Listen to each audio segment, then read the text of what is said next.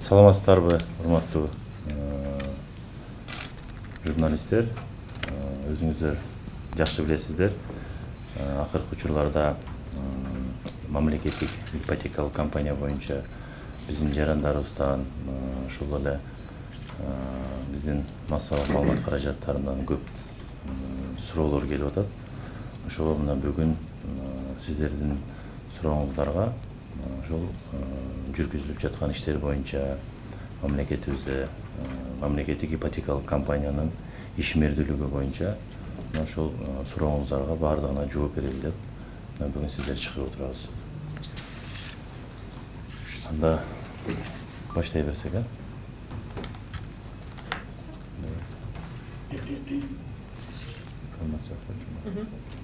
Саламатсызбы? Каныбек Турмунбекович, издание Тазабек, Экипта, Саида Султанкулова. Биздин издание Тазабек журнал чыгарган 500 ири компаниялар боюнча.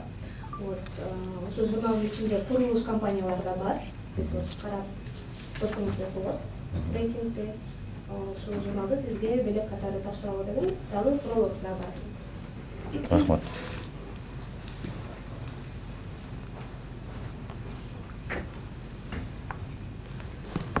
Биздин сурообуз курулуш компаниялар боюнча.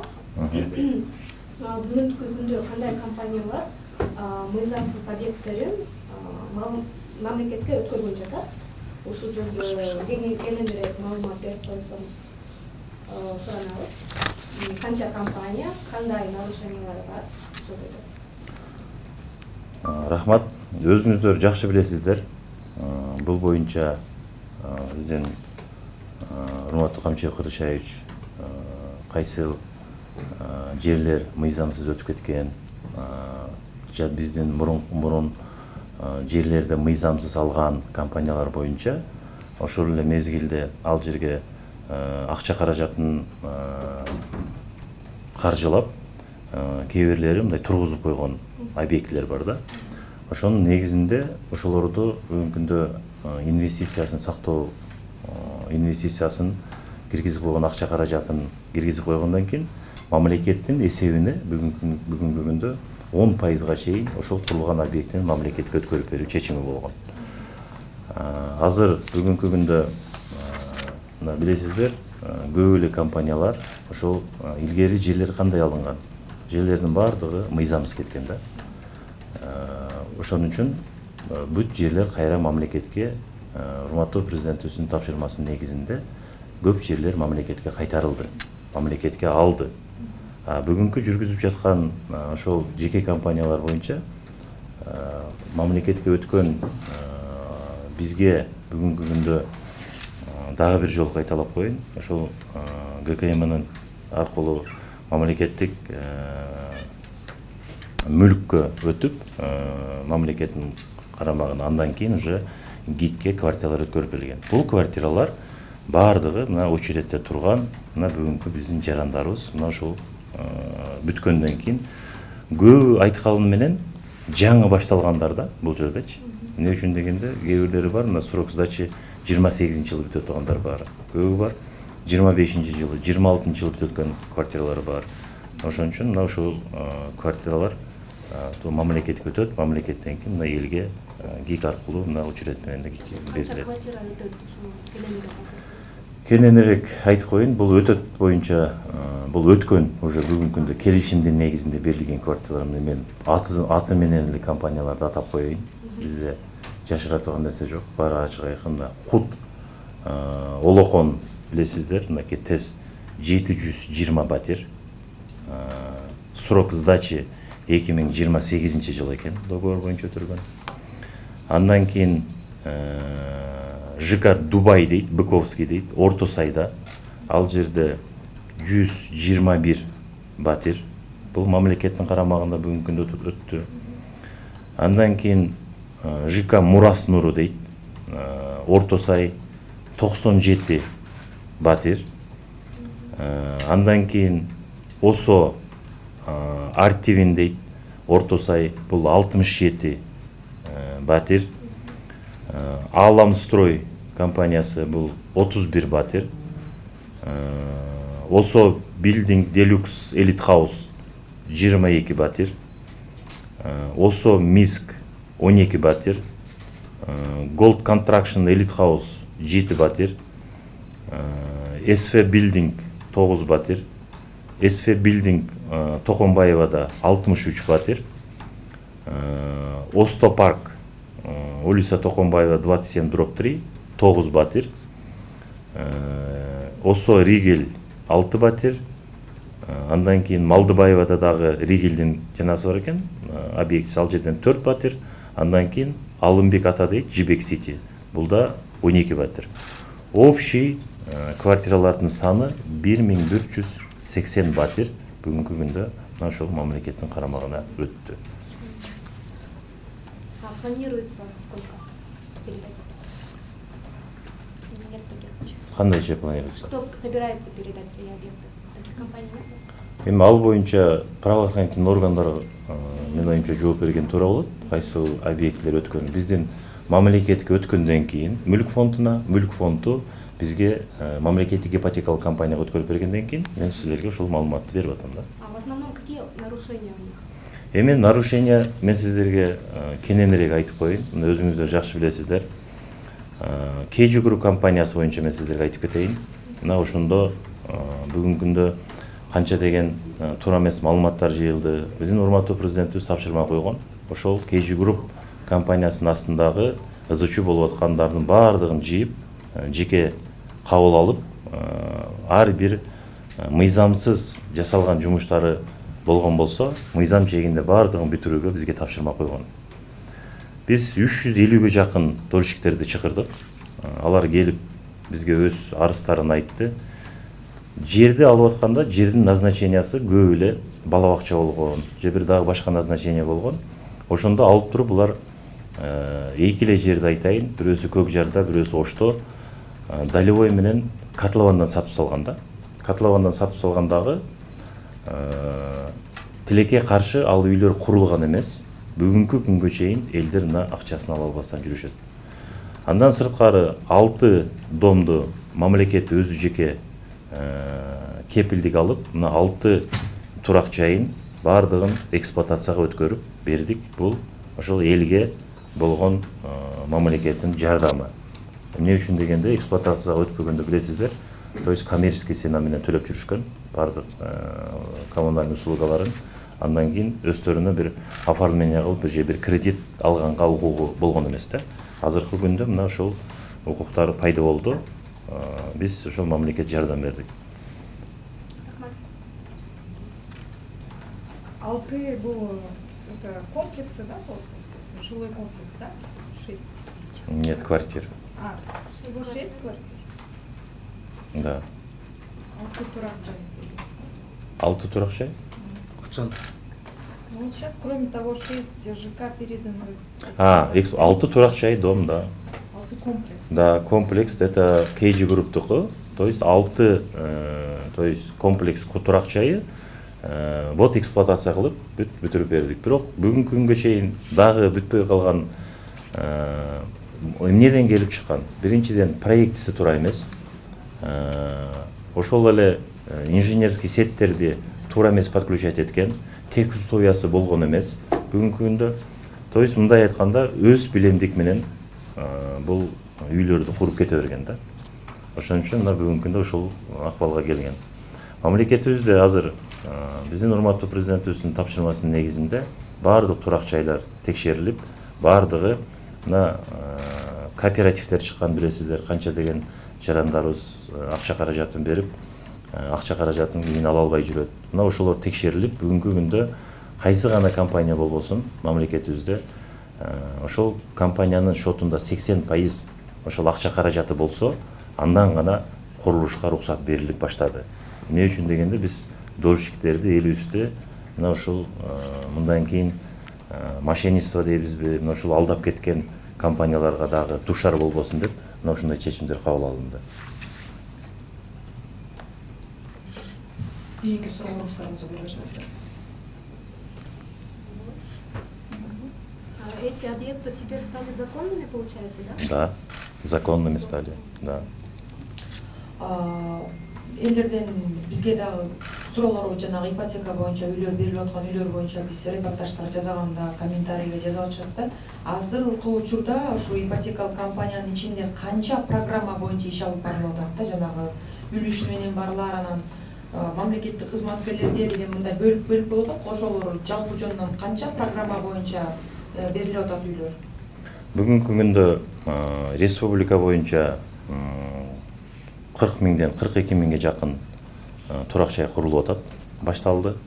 Өзүңүздөр жакшы билесиздер, 2023 жылы биринчи жолу мамлекеттик ипотекалык компания өзү курулуш иштерин баштаган. Буюрса декабрдын 10-на чейин уже биринчи объектилердин берилиши башталат, Кудайым буюрса.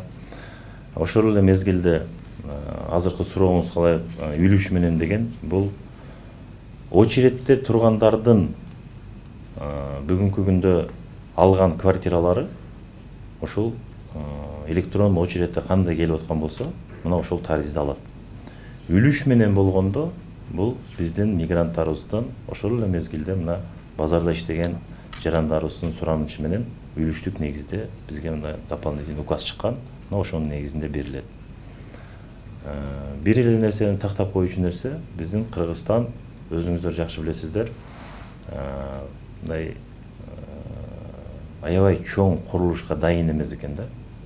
Бул боюнча цемент маселеси, строительный материал маселеси боюнча келгенде, мына ошол акырындык менен азыр эми мына өз нугуна түштү. Ошон үчүн кээ бир стройкалар ошол цемент жоктугунан, же бир строительный материалдын жоктугунан мындай кармалып калды. Бүгүнкү күндө өз убагында эле нукта баратат. Кудайым буюрса айткандай эле, мына ушул жыл аягына чейин буюрса 2200ге жакын үй бүлө ошол өзүнүн биринчи квартирасы менен камсыз болот. Ошол 2200 үй бүлө ошондо кайсы программасынын канчаларын атаса болобу? Мисалы, льготныйдан канчалар, доступныйдан, социальныйдан канчалар? Жооп берип коюңчу. Бүгүнкү күнү турак жай программа 3 багытында ашырып берилет. Бул льготная ипотека, социальная ипотека жана доступная ипотека. Эгерде кезекке турган жарандарыбыздын санына кайрылсак, жалпы жолу менен 38 миң жараныбыз үй бүлө баштап жатканда кезекте турат. Эң көбү бул льготный ипотекада 60%, жана 35% бул биздин доступный ипотекада турган жарандарыбыз, жана 5% социалдык ипотека. Ушул процент менен быйыл берилип аткан квартиралардын саны ушу менен аныкталат да. Прямо пропорционально эсептен чыгарабыз. Ошондо 2200-дүн 60%-ы льготный ипотека. Ооба, туура. 60%. 60%. 3 эле программа Анан болду. ошондо Бул бир программа 3 багыт. Негизи канча программа? Бул жалгыз эле бир программа, мамлекеттик турак жай программа, Менин үйүм деген программа. Ушул программаны алганда ушул 3 багытта иштеп алып барабыз. ошондо жана мамлекеттерге өтүп аткан 1180 батир деп атпайсызбы? Ошонун ичинен дагы берилүүчүлөр бар да, э? Ошонун быйыл берилет. анын ичинен берилүүчү эмес, мунун баардыгы эле элге берилет. Ошол очередте турган. Бирок булардын срок сдачи 28-ci, 27-ci, 26-ci жылдар экен да. Бүтө элек да, мындай айткандачы. Ошон үчүн быйылкы жылкыга бере албайбыз. Алардыкы бүтө элек. Биз менен келишимдин негизинде мына баардык сроктору коюлган ал компанияларга. Ошон үчүн ушул срогу келгенде анан биздин жарандарыбызга берилип баштайт.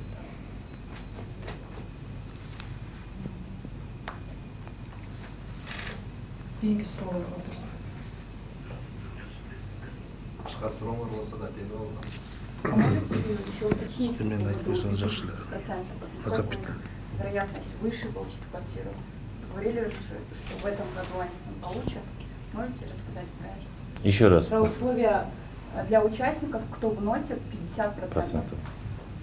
Ну, 50% это долевое участие. Остальные 50%, то есть мы распределяем в течение 15 лет. И на сегодняшний день очень много есть обращений, то есть наших мигрантов, и последние, можно сказать, последний месяц, это в октябре месяце, почти, можно сказать, 27% мигранты вот получили, то есть по долевому участию. То есть первоначальная оплата 50% и остальные части на 15 лет. При этом я сразу скажу, чтобы всем было понятно, вот очередях, которые стояли 18-20 лет, либо 10-15 лет, то есть они получают 650 и $700 квадратный метр за квадратный метр. А те по долевому участию, которые получают, они 100, где-то $150 выше. Почему? Я сразу объясню. Потому что через 15-20 лет курс доллара, он не может вот так стоять. Мы берем на сегодняшний день из Саудовского фонда кредита, они должны покрываться в течение 20 лет, поэтому вот это $100, она не должна быть государство, то есть государство платить потом, и это ипотечная компания накапливает вот эти деньги, потому что мы не знаем через 10 лет, сколько будет курс доллара. А мы сегодняшний день берем, то есть кредиты на курс 85-86 за доллар. Вот поэтому это тоже нормальное, от государственной стороны, это нормальное явление. Почему? Потому что мы не должны повторять те ошибки, которые за 30 лет повторяли те наши чиновники. А у них получается отдельная очередь или как это будет происходить? Нет. Есть определенные, если у них на самом деле нету оформлена на себя квартира, либо дом, они спокойно могут получить, то есть оплатить и получить то есть, жилье. То есть там написано вот первый этап, второй этап, третий этап. И еще раз хочу вот подчеркнуть, вот мы сейчас начали, вы сами знаете, что месяц там назад Ынтымак Конушу, там 8100 квартир и 8500 парковочных места. Это первый раз в Кыргызстане, потому что вы сами знаете, что многие жилые дома, у них не имеется достаточно парковочных мест, которые могли бы вот это предложить своим жильцам. И при этом этот дом на сегодняшний день является, можем сказать, элитным. Вот государство на что дошло на сегодняшний день. По поручению нашего уважаемого президента мы строим этот дом, то есть элитным домами. Там ремонтами, весь условиями 4 школы, 4 детских садов и все условиями. Ну, в следующий год уже первый этап в 2025 году уже будет эксплуатирован 12 блоков. Вот тогда уже можете смотреть. Мы почему это государство делает? Потому что должна быть конкуренция между частными строительными компаниями. И они не должны превышать те цены, которые на сегодняшний день они сами же ставят. Есть дома, которые 3500 квадратных метров продают. Ну, вы же сами знаете рынок. Они не должны вот так превышать на цены. Вообще 2-3 года тому назад было сколько? 700, 800, 600, даже 650, 900, до 1000 можно сказать. А каждым годом у нас уже растет цены. А государственная ипотечная компания, вот именно по долевому строительству 50% оплачивает, а 15 лет мы же им же даем возможность, в течение 15 лет вот ты сможешь спокойно продать. И то есть закрыть те оставшиеся суммы. Но это же выгодно. И строительные компании, которые на сегодняшний день работают, они многих есть только под ПСО дают, а здесь полностью, то есть уже готовый, заходишь, уже квартира полностью с ремонтом под ключ. Ну, естественно, там без мебели.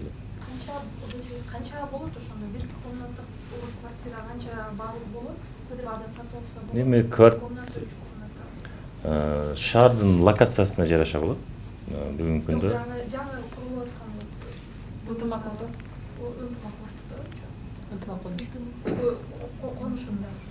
ал жерде канча деп анын ГИК совет директоруна чечен канча деп койдуңар? 1400. 1400. Подпольщиктерге. Дольщиктерге. Очередниктердики 700. 700. Очередниктердики $700 экен, а дольщиктине койгон 1400 экен. Азыркы эле суроону толуктап койсок кантип, ошо жогоруда айтылгандай локацияларга жараша баалар коюлат, анан эмненин негизинде баалар коюлат, квадрат метри канчадан сатылат, ошолор жөнүндө айтып бериңиз. Бүгүнкү күндө рынокко карап туруп баа коюлат. Биздин дагы бир жолу мен сиздерге кайталап коеюн. Урматтуу президентибиздин койгон тапшырмасынын негизинде бүгүнкү күндө жөнөкөй жарандарыбызга, ошол эле мугалимдерге, творческий адамдарга, врачтарга, ошол очередте турган жарандарыбыз кандай гана локация болбосун, ошол $650–700 тегерегинде 25 жылга без первоначальный взноса, то есть квартираларын алат. Эмне үчүн долевой боюнча? Мен азыр сиздерге айтып кеттим. Долевой боюнча бул жарандарыбыздын эң көп биринчи мына мигранттарыбыздын кайрылуусу себеп болгон. Андан кийин биздин шаарыбызда базарларда иштеген жарандарыбыздын кайрылуусунун негизинде келип чыккан. Эми синасы боюнча айтып кетейин. Бул акчалардын бардыгы бүгүнкү күндө локациясына карап туруп $200–150 кымбат болгон жерлердики. Бул акча каражаттын бардыгы биздин 20–25 жыл или 15 жылдын ичинде мамлекетибиздин бюджетине келип түшөт бул акча каражаты. Ошол эле мезгилде биз алып аткан бүгүнкү күндөгү Саудовский фонд кредит 10 жыл, 20 жылдан кийин доллардын курсовой разницасы канча болуп кетишин мен билбейт экем. Ошого жараша бүгүнкү күндө ГИКте накопленияда ошол акча каражат турат. Мамлекетибизге 10 жылдан кийин дагы оор келбеш керек да. Ошону төлөө учурунда.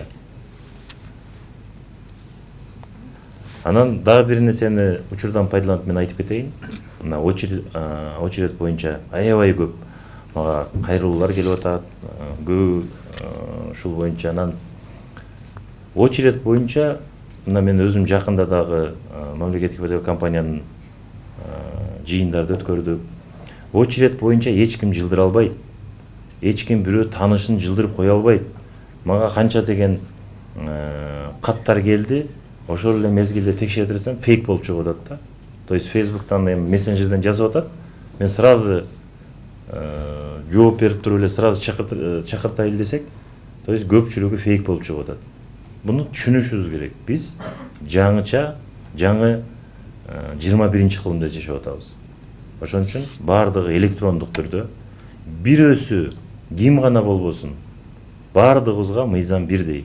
Ошол туура эмес кадамдарды жасап, мына журналисттер, сиздер ушул жерде мына ушул туура эмес очередти жылдырыптыр, мына бул факты менен экен, ушундай кылды десеңер, бүгүнкү күндө ким болбосун бардыгы мыйзамга баш ийет, мыйзамдын астында жоопко тартылат. Ошо очередь боюнча эле суроо, жанагы дольщиктер, жаңы программа менен дольщиктер кирип атат, анан кийин жөнөкөй мурунку турган очередтеги кишилер айтып атышат, ошо биздин квартираны алып кетишет, дольщик болуп, жарым акчасын төлөп, анан бизге сунушталган квартиралар алынып атат. Ошол боюнча Ал боюнча андай нерсе болбойт. Эмне үчүн дегенде биринчи уже айталы бир жаңы башталган объект боюнча. Ал жерде уже сразу автоматтык түрдө мамлекеттик ипотека компания өзү совет директору чечим чыгарат. Допустим, 30% уже оставляет дольщикам. 30%. Бүгүнкү күндө биз алган 47-де салынып жаткан мурунку эски колония боюнча мен сиздерге айтып коеюн. Ал жер билесиздер ГСИНдин жери болгон. ГСИНде дагы ошол бизге ошогон жарандар, канча жылдан бери эмгек, 30-40 жылдан бери эмгектенип жүргөндөр, ошол жер ошолордуку болгонуна байланыштуу бүгүнкү күндө биз мына ошол жерде кызмат өтөгөн адамдарыбызга где-то бир 600-ке жакын кызматкерге ошол жерден үй берип атабыз. Алар деле жөнөкөй мына кызмат кылып келип аткан жарандар. Ошол жерде тамак жасаган, ошол жерде тиги санитарка болуп иштеген, ошол жерде пол жууп жүргөн иштеген эжекелерибизди мына үй менен камсыз кылалы деп 600-ге жакын ошол жарандарыбызды ошолорго берип атабыз. Анын ичинен 30% бүгүнкү күндө сиз айткан ошол долевой, калганын баардыгы очерет, то есть очеретте тургандар. Быйылкы жылы 18 этажга болгонуна байланыштуу 9 этаж болгондо бат эле бүтмөк да. Андан кийин экинчи этабы бүгүнкү күндө 16-17 этажга чыгып калды. Алар 24 этаждан да. Биз өйдө баратабыз. Мамлекеттик ипотекалык компаниянын бул жумуштардын баштаганы бир эле жыл болду. Кудайым буйруса бир 2-3 жылда сиз айтып аткан очерет же бир мурункудай системанын баардыгы жок болот да. Бири-бири менен мына түшүнбөстүк болгон. Түшүнүп турабыз. Ар бир жаранга квартира бүгүн керек да. Вот мен бүгүн алсам, биринчи алсам деген. 2 жыл Кудайым буйруса сабыр кылып турсак, ушунун баардыгы өз ордуна келет. Ошондо быйыл бериле турган 2200 квартиранын ичинде дольщиктер жок. Бар. Бар. Анан ошондо канча пайызы болот? Адашпасам бир 28%. Калгандар бүт очеретте тургандар. Баардыгы очеретте турган. Мен дагы бир жолу кайталап кетейин. Мен айтып атпаймынбы 600 үй бүлөдө. Бул ГСМде иштегендер да. Биз эми алардын жерин алып атабыз да. Биз аларга беришибиз керек да. Бирок ошол эле кызматкерлер, алар деле очеретте турган көбү, мындай айтканда. Кызмат ишин көрсөңөр, бизде эле жөнөкөй жарандар да. Алар да калыш керек да. Аларды биз башка жака көчүрүп, ошол канча жылдан бери ошол ГСМдин жерин полностью башка жака көчүрүп, ошон үчүн ошол жерден президентибизге коллективный кайрылуу жасаган. Мына ошонун негизинде берип атабыз. Азыр очеретте канча киши турат? Бүгүнкү күндө кайсы жак боюнча? Общий республика боюнча канча? Бүгүнкү күндө жалпы республика боюнча 38 000 жаран кезекте турат. Жана биз айтып кеткен 3 багыт боюнча: социалдык ипотека, льготовый ипотека жана доступный ипотека. Суроолор кайталана баштады. Окшойт. Кайталанбаган суроо. Бериңиз. Бериңиз. У меня несколько вопросов. Хотел вот первый вопрос вообще про ГИК. Себестоимость, канча средний, да, 1 квадратный метр. Анан ынтымакордон тиги тарабында там правительственный комплекста курулат. Ошондой чоң ири проекттер да барбы пландарда? Анан инвестиционный портфель канча? Мисалы ошо в целом, да, жалпы. И второй вопрос. Вот вчера представитель ГКНБ Камчыбек Ташиев, он обнародовал письмо, да, текст. Там в одном абзаце говорится про ГИК. Вы, наверное, читали.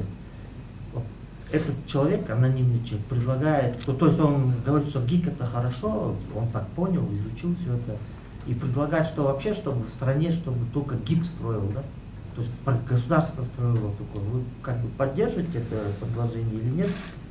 И еще один такой вопрос. Вот недавно вам передали ЦОМ, да? Планируются ли еще какие-нибудь такие органы передать управделами?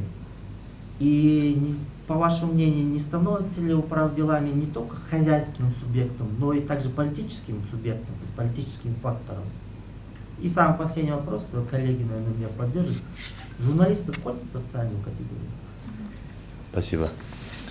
Биринчи сурооңузга жооп берейин. Бул бизде жашыруун эч нерсе жок. Саудовский фонд боюнча өзүңүздөр билесиңер, жогорку кеңеш ратификациядан өткөрүп колдоп берген $100 миллион. Бул акыркы 15-20 жылдан бери эле иштелип келген фонд экен. Мамлекетибизге канча деген мектептерди госстрой аркылуу бардык ошол социальный объекттерди салып келген. Экинчи сурооңузга айта турган болсок, жалпы портфель канча, инвестиционный портфель биктики азыр? Сонун капитал канча болот? На сегодня инвестиционный портфель, он соответствует уставному капиталу компании. На сегодня 32,5 миллиарда сомов составляет уставный капитал. Из них порядка 7,5 миллиардов это средства, находящиеся в ранее выданных кредитах через банки-партнеры в рамках предыдущей программы, предусмотренной на 2016-2021 года. И оставшаяся часть инвестирована в строительство, то есть сейчас это в процессе. Бир нерсени хочу добавить, потому что вот сами знаете, что можем сказать вот с 2022 года, то есть начали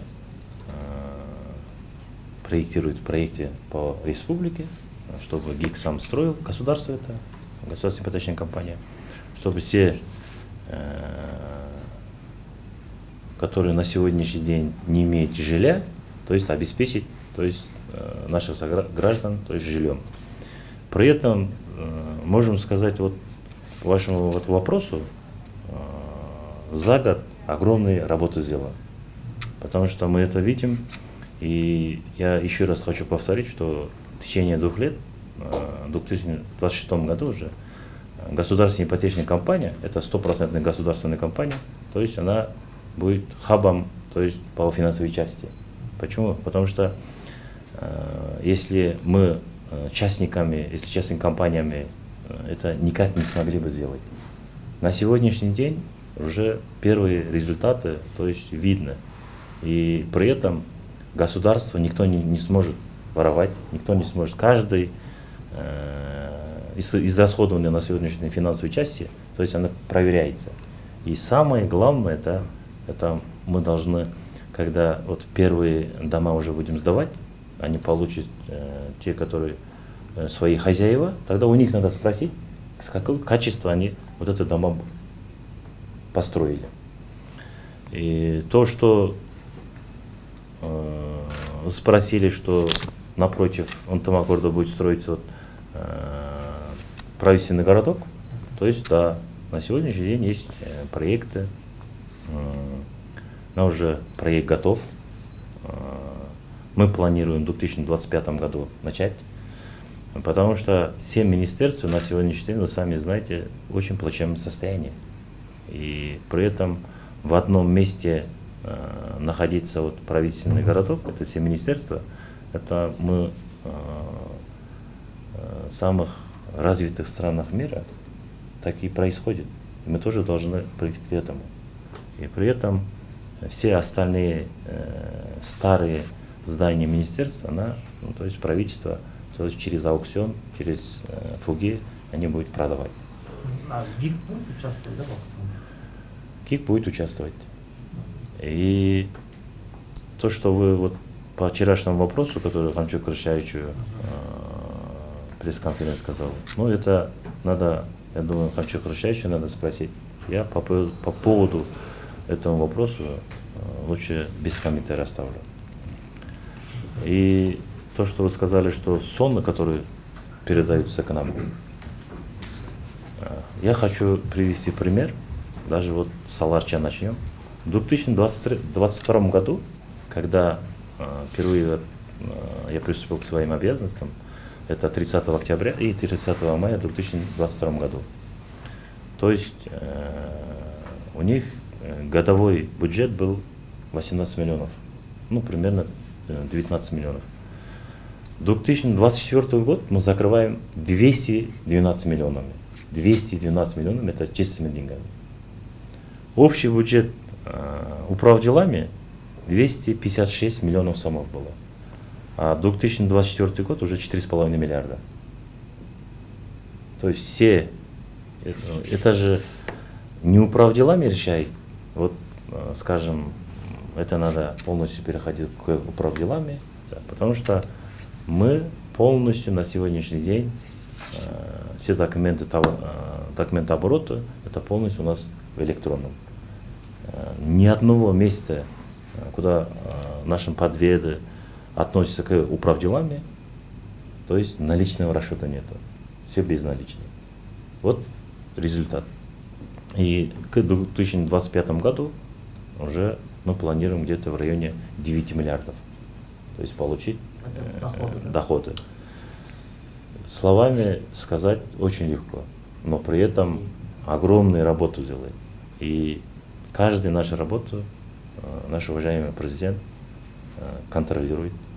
И наши работники днем и ночью без выходных работают. И приведу пример к сону. Никому не секретно, что в сонах постоянно очереди, правильно? Ну, сами замечаете в городе, сколько пробки, сколько доезжают там наши сограждане. Можно было, почему? Вот самый главный цифровой орган страны, мы могли бы как сделать так, чтобы, сидя дома, вторично уже паспорта получить дома. То есть на сегодняшний день существует искусственный интеллект, правильно? Весь один. Каждый человек, который хотел бы получить паспорт, вот сегодня они уже это спокойно может, сидя дома, получить свои удостоверения личности. Мы должны перейти полностью к цифровизации. Вот тогда уже у нас будет огромные результаты. Мы пока не будем комментировать, но в 2025 году, я думаю, первый квартал, уже народ сам должен уже почувствовать, почему СОМ перешел к управделами.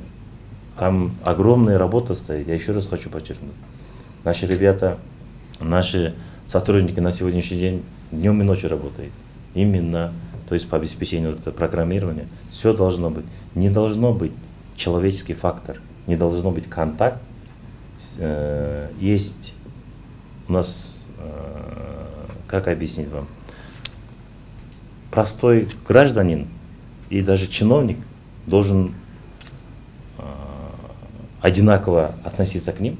Почему? Потому что не должно быть кто-то позвонить, сказать чиновнику, да, я от него, не сделайте так. Или там простой гражданин, он всю жизнь будет там очередь стоять, допустим, годами, может быть, что-то ему не сделать. Но у нас должна быть вот это одинаково. При этом это только можем сделать, только когда мы полностью переходим к цифровизации, тогда уже все. Открываешь приложение, там все есть. Оплачиваешь банк, услуги, получаешь дома все. Не надо будет кому-то звонить, кому-то там свои услуги. По планам это в первом квартале 2025 года можно ожидать, да? Да, по планам у нас первый квартал 2025 год. Я еще раз хочу обратить внимание, это, потому что на сегодняшний день уже буквально создан недавно госучреждение Казмат, мы как раз объединили Инфоком и ДНР. И сейчас новый руководитель назначен сегодня, мною был подписан приказ. И в 2025 году уже первый квартал, уже первый результат уже должны, то есть народ уже почувствовать, видеть. Инфоком с чем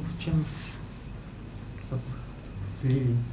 Инфоком это ДРН называется. Вы же знаете, что наш тоже Учхон выпускает уже паспорта. У нас в стране мы сами выпускаем. Не как раньше откуда-то из Европы привозили. Тогда тоже никто не верил. Сколько обливали грязью на самом деле, что смеялись многие, потому что такое ощущение, что государство сам не сможет выпускать вот свои паспорта. А на сегодняшний день вот нормально выпускаем, работаем. И все, которые паспорта, граждан наши, это полностью уже Учхон печатает. Себестоимость еще можете сказать? Одного квадратного метра. Средний. Что себестоимость? Жилья, который ГИК строит. $650. $650. Полностью под ключ. Под ключ. Да. Государство так и платит. Ни одного доллара не выше. $650. Здесь нет никакого секрета у нас. Есть любые вопросы у вас, касающие, можете задавать. Мы всегда открыты. Журналистер жөнүндө унутуп калдым. Журналисттер жөнүндө. Эми журналисттер жөнүндө негизинен өзү туура эле болмок. Бир мындай эркин журналист бар, блогерлер бар. Анан блогерлер деле келет да, биз деле журналистпиз дейт негизиненчи. Бирок, конечно, чогулуп бир мындай кат жазып журналисттерге деле, почему нет? Журналисттер деле адам да. Бардыгы бирдей эле, там ошолорго деле берген кимде мүмкүнчүлүк бар, эч кандай маселе жок. Ал боюнча мен айтып берем. Кетпей тургула. Иштеген жери аркылуу ипотека үй алгандар аябай көп. КТРКда журналисттер деле алып атышат да. Иштеген жери аркылуу кайрылса болуш керек, кечиресиз. Өткөндө социалдык тармактарга түз эфирге чыкканда Күн туудагы көчмөн Сити курулуш компаниясы дагы бир канча мыйзамсыз аракеттерге барып анан кайсы бир пайызы мамлекетке кайтарылганы жөнүндө маалымат болду эле, ошол жөнүндө азыр кайсы стадияга жетип калды, тактап кетесизби? Экинчи суроо, жана KG Group сыяктуу салып алып бирок документтерин бербей качып, эптеп септеп жашап аткан үйлөр тууралуу иш башкармалыгына кайрылса болобу элдер же алып барып укук коргоо органдары аркылуу сиздерге келип түшөбү? Көчмөн сети боюнча туура айттыңыз. Бул жерде Кунту айыл өкмөтүнүн жашоочулары биздин урматтуу президентибизге келип кайрылган, кат жазышкан. 2022 жылы 31 гектар жер частный компания алган экен Көчмөн сети. Анын ичинен 2000 квартира ошол жергиликтүү Кунту айылында жашаган жашоочуларга беребиз деген экен да. Бир комнаттан экен 40 квадраттан деп жерди алган үчүн. Бирок тилекке каршы комиссиянын негизинде биз барганда ал жерде 2 этаж здание туруптур 1,5 жылдын ичинде. Анан эч кандай мындай курулуш иштери жүргөн эмес да. Биз комиссия менен текшерип чыктык, 714 дольщиктен акча каражат алган. Общая сложностью 371 миллион бу. 371 миллион акча. Ошол 714 дольщиктен акча алышкан. Жасаган бүгүнкү күндөгү жумушу ошол 2 этаж турган, по-моему, 157 миллион тегереги акча каражат болгон. Элдердин кайрылуусу боюнча бул аягы бар туруп, бул действительно дагы ошол KG Group же дагы бир башка компаниялар кошуп, бул мошенничество болуп, аягы жакшы менен бүтмөк эмес да. Ошон үчүн компаниянын өзүн чакырып, ачык айкын бизге бардыгын ачык айкын айткыла. Акча каражатыңар барбы? Сала аласыңарбы? Сала албасаңар анда акча каражаты жок деп айткыла. Ооба, булар мойнуна алды, акча каражаты жок экен бүгүнкү күндө. Ошон үчүн жер эми мамлекеттик болгон. Келишимдердин бардыгын үзүп 714 биздин жарандарыбызды мына ошол мамлекеттик ипотекалык компанияга азыр келаткан жума уже договор түзүшөт, кепилдикти биз алдык да. Эмне үчүн дегенде ал жарандарыбызды эми биз алып барган эмеспиз да, барып сатып алгыла деп. Эртең 1 жылдан кийин булар дагы көчөгө ыйлап чыкмак да. Ошонун негизинде азыр ошол 714 үй бүлө, мындай айтканда, жаран 371 миллион сом акча каражатын төккөн. Ошол акча каражатын эми азыр жок да акча каражат. ГИКке бүгүнкү күндө алып, мына ошол жарандарыбызга эмки жылы буюрса үйлөрүн алат. Ошону токтотуп калдык да, мындай айтканда, ошол элдердин кайрылуусу боюнча. Мындай компаниялар толугу менен мамлекет көттү. Мындай компаниялар негизинен эмне үчүн биз айтып атабыз? 80% акча каражатың болсо, салганга уруксат берилсин деп. Ошондо мына биздин жарандарыбыз көпчүлүгү котловандан алабы же биринчи этажга чыкканда алабы, уже коркпойт да. Акча каражатын берди, значит билет 1 жылдан кийин же 1,5 жылдан кийин бул үй бүтөт, мен үйлүү болом деп. Канча бүгүнкү күндө көчөдө аябай көп кайрылуулар көп, дагы башка компаниялардан алып, бирок ошол эле мезгилде үйлөр курулбай жаткандыгы жөнүндө бизге кайрылуулар көп келет. Алардын бардыгы правоохранительный органдарга берилген. Мына ошолордун жумушу деп эсептейм. Жана алданып калган экинчи суроомо да жооп берип коесузбу, сиздерге кайрылыш керекпи же укук коргоо органдарына? Эми алар укук коргоо органдарына кайрылыш керек да. Биз убактыбыз бардыгы менен иштегенге бүгүнкү күндө убактыбыз ченемдүү. Ошон үчүн укук коргоо органдарына кайрылсак, укук органдар өзүнүн жообун берет. Суроолорго толук эле жооп алдыңыздар окшойт э? Кошумча суроо. Бир эле нерсе бар да, урматтуу журналисттер. Биз ар дайым ачыкпыз. Кандай гана суроо болбосун, түз мына өзүмө жазсаңыздар болот. Түз келип туруп сурасаңар мен жооп берем. Биз укуктук мамлекетте жашайбыз. Бардыгыбыз туура эмес маалыматты бергенден алыс болушубуз керек. Бизде жашыра турган эч нерсебиз жок. Ошон үчүн бардык суроолорго жооп бергенге дайынбыз. Мен буну эмнеге айтып кетип атам? Кээ бир жерлерде рейдер кылып коюп атасыздар. Бир-эки ошондой сайттар бар экен. Эми туура канча деген мүлктөрдү мамлекетке алдык. Бир эле Кумшагал боюнча айтып кетейин дагы бир жолу. Кумшагал 25 жыл бирөөнүн жөнтөгүндө иштеген. 68 гектар жер. Канча сомго алган билесиңерби? 900 сомго алган. 900 сомго. 25 жыл. Мамлекетке канча төккөн? 24 жылда 12 миллион сом төккөн. 24 жылда. Бүгүнкү күндө толук кандуу мамлекетке иштеп атат. Бирок 3-4 ай, 5 айдын ичинде эле таза кирешеси где-то bir 38 миллион акча болду. Элестетсеңер. Бул бизге эмес, бул бүгүнкү күндө мамлекетке иштеп атат. Мына мамлекетке келечек муңа ушу мамлекетке калды.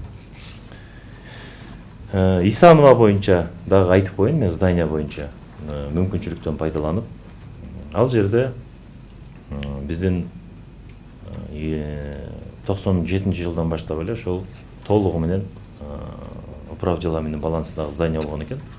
Бирок тилекке каршы биринчи этажы каким-то образом приватизация болуп кетет да. Ал менчикке өтүп кетет. Мындай айтканда биз азыр мына мамлекеттик зданиянын ичинде отурабыз. Бирок жарымын уже менчиктеп кеткен. Мына ошол дагы баардыгы териштирип келгенде билесиздер, жок дегенде 3-4 адам жоопко тартылып атат да. Бир убакта ызылдап чыкты, канча деген адамдар чыкты мага, акча деген предлагать этип чыгышты, ошону токтотуп эле койсоң болот деп. Бирок эртең ал жер мамлекеттик болот, мамлекеттик калат, эч кандай бир частный бир кызыкчылык жок. Аны дагы туура түшүнүшүңөр керек да. Чоң жаңы здание чөп. Биздин акыркы учурда бизде баардык мамлекеттик зданиялар мындай ыйлай турган акыбалга келип калган экен да. Мына акырындык менен ошого баардык иштер жүрүп жатат. Ошого ошогон курч суроолор болгон болсо, түз эле мага келип кайрылсаңыздар, мен туура маалыматты берем да. Анан уже экинчи тарап менен дагы суроо аласың, ошол туура болот. Мен сиздерден ошону суранып кетем. Эгер суроолоруңуздар жок болсо, Ысык ата санаторий урду башталды деп ошол азыр кайсы этапка жетип калды? Ысык ата санаториясы боюнча башынан эле дагы мен 1-2 маселе мисал келтирип кетейин. Как раз сиздин сөзүңүзгө ылайыктуу. Профсоюздарды управделамеге биз ала турган эле оюбуз жок да. Управделамеге негизинен ала турган оюбуз жок. Управделамеге алынгандан кийин урматтуу президентибиздин жеке көзөмөлүндө болуп баардык иштер жасалып атат.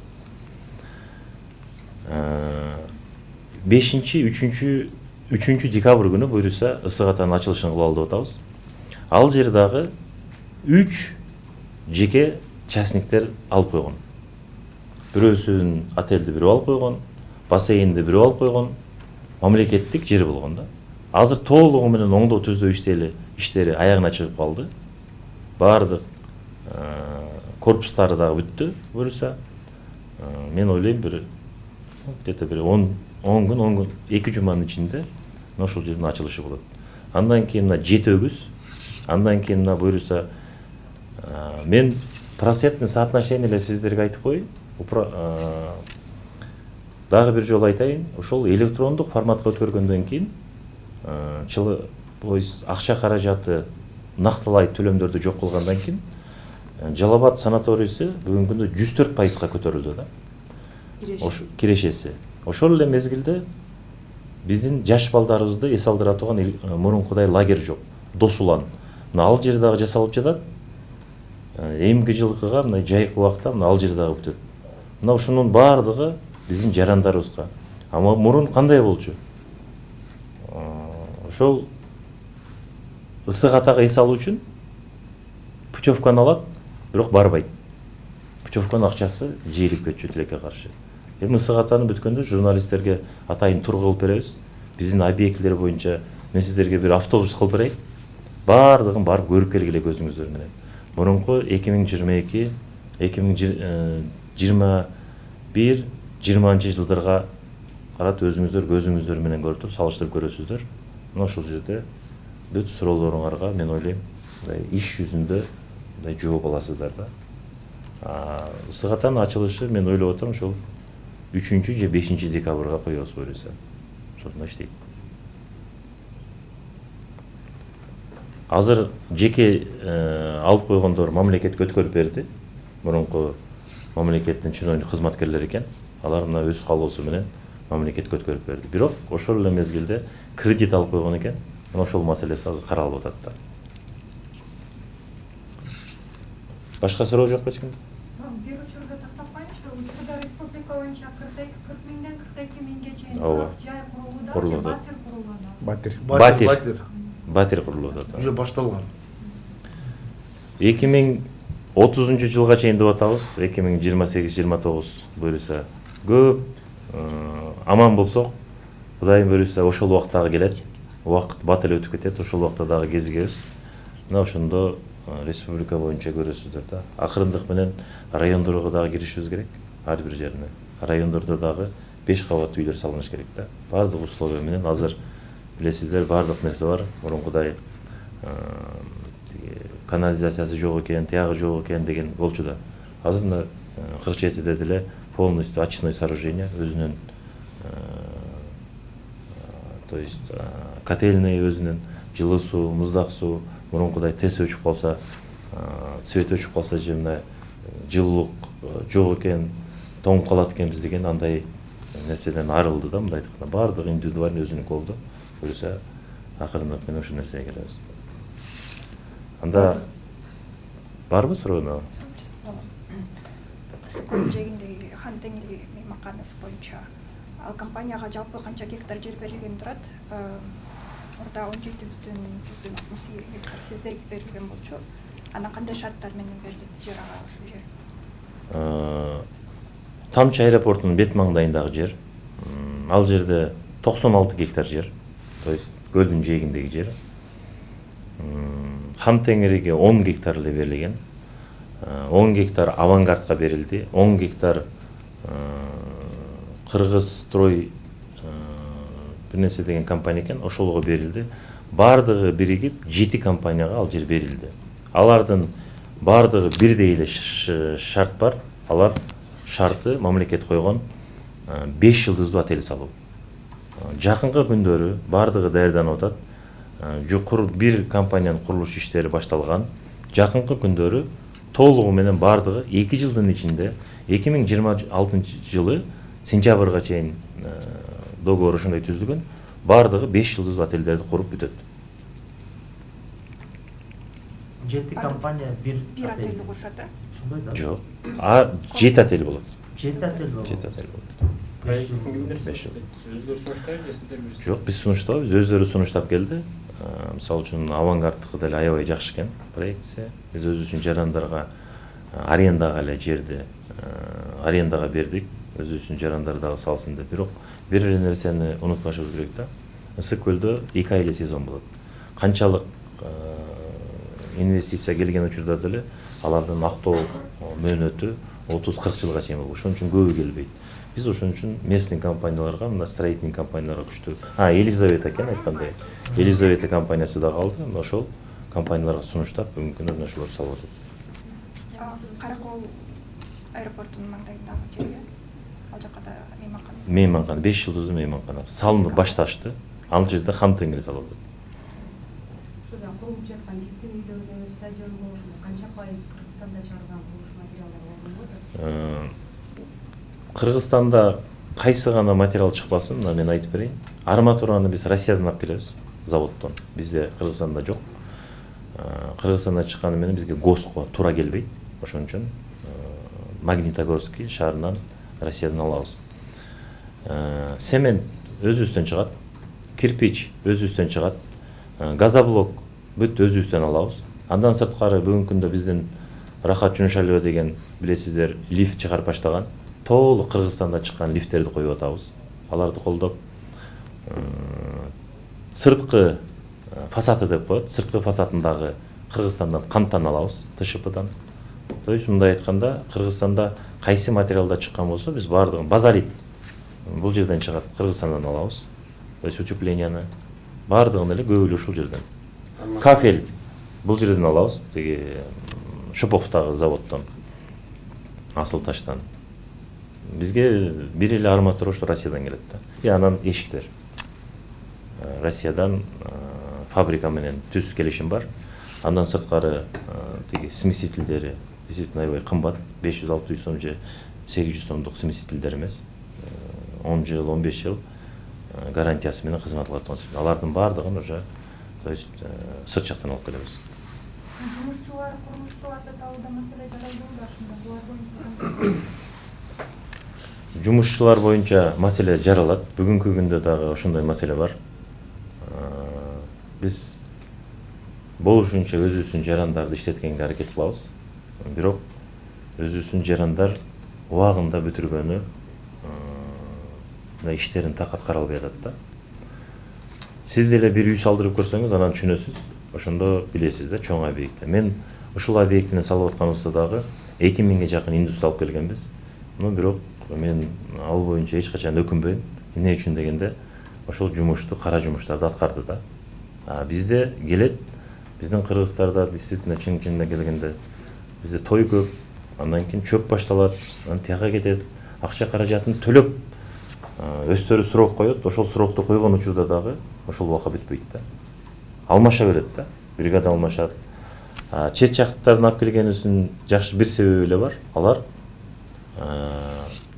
ошол жерде жатышат, анан жумуштарын так аткарышат да. Бүгүндө канча чет элдик иштеп эмне ушул строительство? Чет элдик жарандар бир эле стадиондо иштеп атат бүгүнкү күндө. А так гектин үйлөрүн салып аткан баардыгы эле өзүбүздүн жарандар иштеп атат бүгүнкү күндө. Цемент боюнча эмне проблема болот? Бизде башка чыгарып атты. Курулуштун өсүп кеткендигине байланыштуу акыркы 2 жылда Кыргызстанда көп цементный заводдор бүгүнкү күндө ошол жетишпей калып атат. Азыр билесиздер, жаңы цементный завод курулуп ачылышы болду август айында. Жакынкы күндөрү мыналар сертификаттары бүт лабораториядан өтүп, мына жакынкы күндөрү берип баштаса, ошондо кант менен северди обеспечить эткен ошол завод, экинчи завод баардыгын обеспечить этет. Бизде маселе болуп калды, жайкы убактан баштап туруп где-то бир 2 айга жакын цемент проблема болуп калды. Бизде мораторий коюлуп калган да, сырт жактан киргенге деп. Ошол мораторияны алдырганы айла жок, алдырдык, бирок азыр кайра мораторий коюп туруп, кичине цементтен проблема бар. Баасы өсүп калган. Жок болуп атса өсөт да. Мисалы Өзбекстанда арзаныраак деп айтышат. Баасын ошол убакта мен адашпасам 5 сом 20 тиымдан алып жүргөн өзекелер. Азыркы учурда 7 сом болуп калды, кымбаттап калды. То есть баалар өсүп атпайбы? Инфляция. Баарыңыздарга рахмат. Сиздерге рахмат анда.